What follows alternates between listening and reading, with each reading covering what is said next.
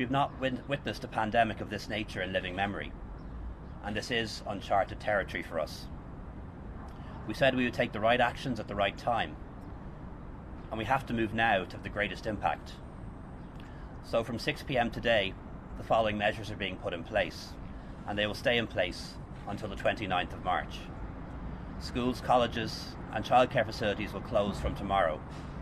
Where possible, teaching will be done online or remotely. Cultural institutions will close as well. Our advice is that all indoor mass gatherings of more than 100 people and outdoor mass gatherings of more than 500 people should be cancelled.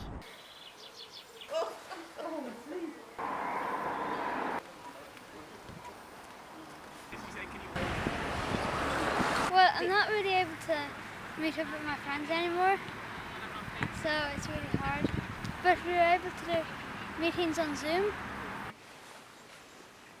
School isn't open, but like I kind of like that because yeah, but there's nothing really else. I don't. Are you missing school? A bit, yeah.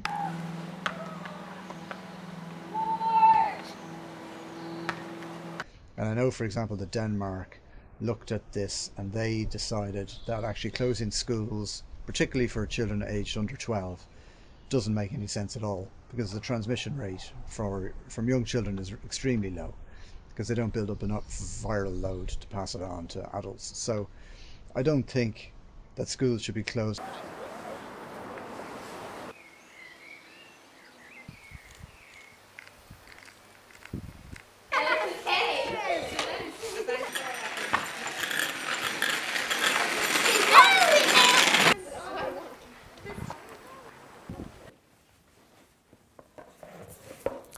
Good evening. Lá Éile Pádraig Honouradíobh. This is a St. Patrick's Day like no other, a day that none of us will ever forget. Today's children will tell their own children and grandchildren about the national holiday in 2020 that had no parties, no parades, but instead saw everyone staying at home to protect each other. Like you, my family has spoken about little else in recent days. My partner, my two sisters and both their husbands are working in the health service here in Ireland and in the UK. They are all apprehensive. They've heard the stories from China and Italy of hospitals being overwhelmed and medical staff getting sick. I'm so proud of them all.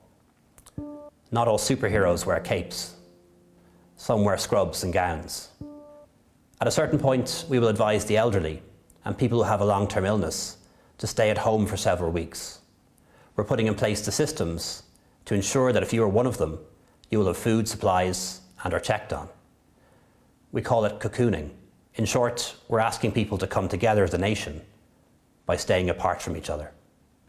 Our community services and hospitals are being tooled up.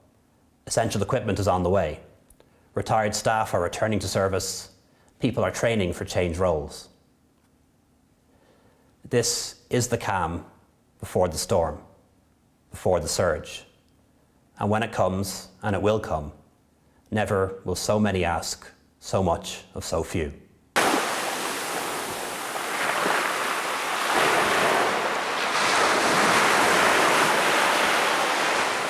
I think some people cope better than others. Some of my friends did not cope too well, some of them coped very well. So I think young people are having a difficulty because they're not in school, see their friends. Teenagers are having difficulty because they're not out socialising. So some people, like all difficulties, cope better than others. I think this could drag on for a few years in terms of the impact. So our unemployment rate's gone up to 25% from 5%. So that's a huge increase. And a lot of the people who are still employed are maybe going to be working less hours or maybe impacted in other ways. So that's going to take years to sort out. I think certain sectors of our country are going to be affected for longer. Leisure, airlines, restaurants, I think they're going to be impacted for a very long period of time.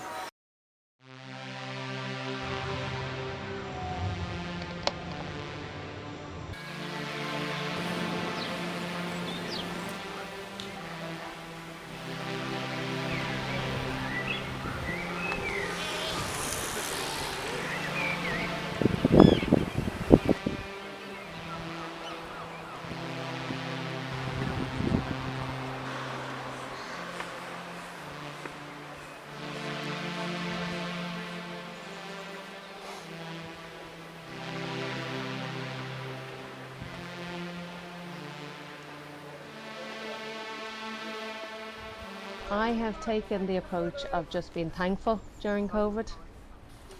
So we've all had our little struggles, but you know, my husband now works from home. We see so much more of him and the children because he works 12 hours a day with commutes either side. So, you know, he's never really around Monday to Friday that they see. So we're grateful for that and grateful that we've a house and a garden. Oh my God, the garden was amazing during the weather was fabulous, and grateful that we've a lovely area to live in and food, and you know, that's all that's important. So any little struggles we had along the way, I just looked at the bigger picture, and that's how I dealt with it, you know. It was confirmed earlier that there have been 13 further deaths as a result of COVID-19, bringing the total number of people who have passed away as a consequence of the virus to 98. The rate of increase is decreasing. At the start of this, the rate of increase was roughly 33% per day. That's in around 10% per day at the moment. I don't think it's a secret to anyone that the economic picture is very bad. We've experienced in the last 2 weeks a sharp, sudden and unexpected shock to our economy. The number of jobs lost in the past week or so was lost over a period of 3 years during the economic and financial crisis of 2008 onwards. So a very sharp, very sudden, unexpected shock to our economy. The government's shown very good leadership and, you know, has given out a good, clear and a caring message. Some of the other leaders in the world haven't came across as being so caring about the people. We've kind of got two crises going on. We have a medical crisis, which is COVID, and we have a chief medical officer, Tony Holohan, who's advising the government on, I suppose, government strategy around how to manage the medical crisis. But we haven't had anybody in place to advise the government on our economic crisis. So we don't have a chief economy advisor. So we've handled the economic side of it, I think, really badly. And I think we've handled the medical side of it about as well as we can. But it's been too skewed in one direction and not enough in the other. I think they've done very well. I know, I suppose one always can be critical of some things or another, but again they were dealing with something very unknown. So I would have been, you know, very positive about their approach. Throughout our history, Good Friday has had a special meaning. It's a day associated with suffering and sacrifice and sorrow, and also with new beginnings, the promise of rebirth and renewal and better days to come. It's also the day an agreement was signed in Belfast to bring peace to our island, ending the troubles in the north. During the worst year of those troubles, the poet Seamus Heaney spoke about what was happening and predicted that if we winter this one out, we can summer anywhere.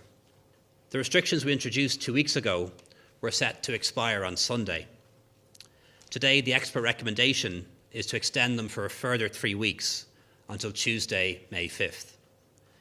In one of his best collections of poems, Heaney celebrated what he described as the human chain of help that can bring out and bring about an almost miraculous recovery. As Heaney wrote, we were all the more together for having had to turn and walk away. In the days ahead, we must continue to turn and walk away from each other and from doing things we would like to do.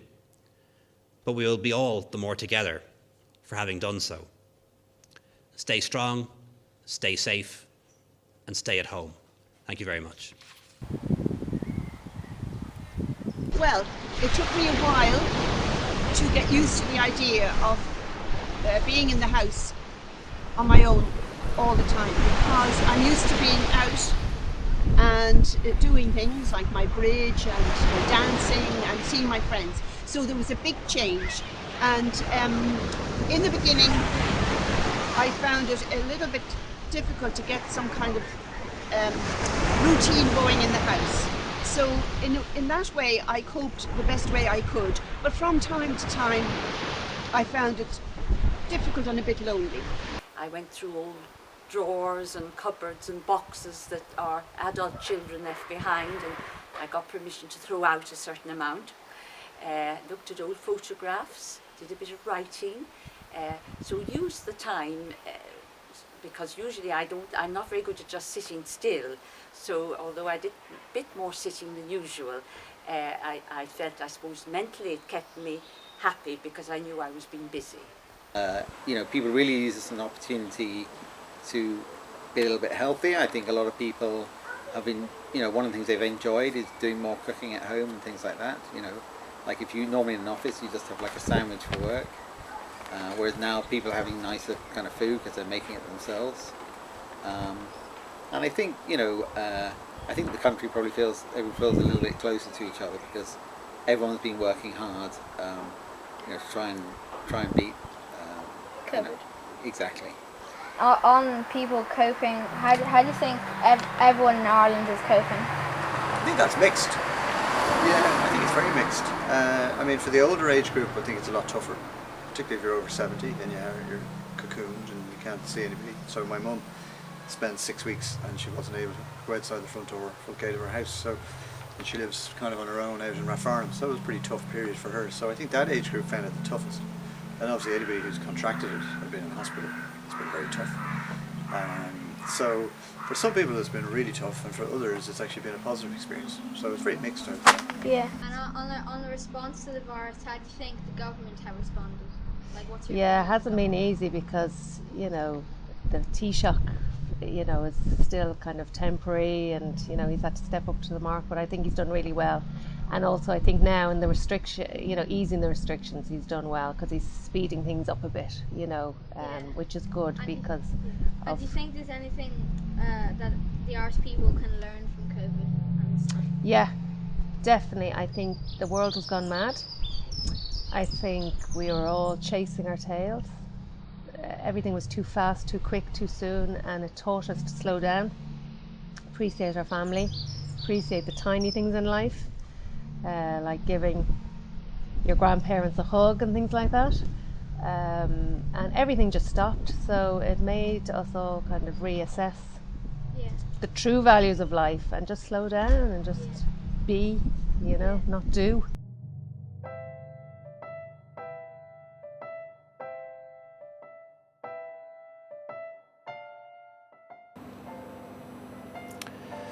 Over the last few weeks, I've received about 10,000 pieces of correspondence, and every day I try to set aside a little bit of time just to read some of them.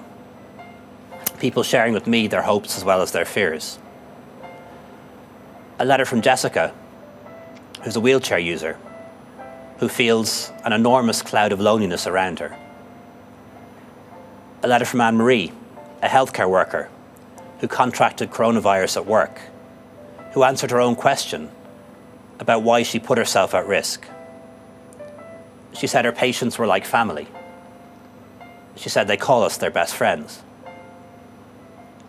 A letter from Phil, a pensioner who lives alone, who admits to struggling with isolation and the lack of human contact, whose mental health is starting to suffer. Phil says in his letter that we've a long road ahead of us, but one worth taking if it means we all stay safe. Rachel, aged 13, who's worried about her grandparents and wondering when she'll be able to go back to school. Someone worried about the future, but who ends her letter asking me to stay safe. We're doing this for Jessica, for Anne-Marie, for Phil, for Rachel, and for everyone else who's struggling as best they can to come through this crisis. We're doing this for each other.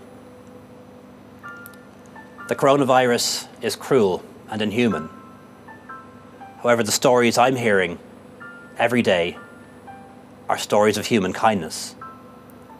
The kindness of healthcare, nursing home, hospice and hospital staff who've comforted and cared for the sick and dying with dignity at the most distressing time. The tragedy of every death, whether linked to COVID or not, is made far worse by the fact that we've been unable to come together to mourn our loved ones or embrace and comfort each other as families. But while we're unable to gather, we are still grieving. And when we come through this, we will come together as a nation and grieve together for everyone who's died over the course of this emergency.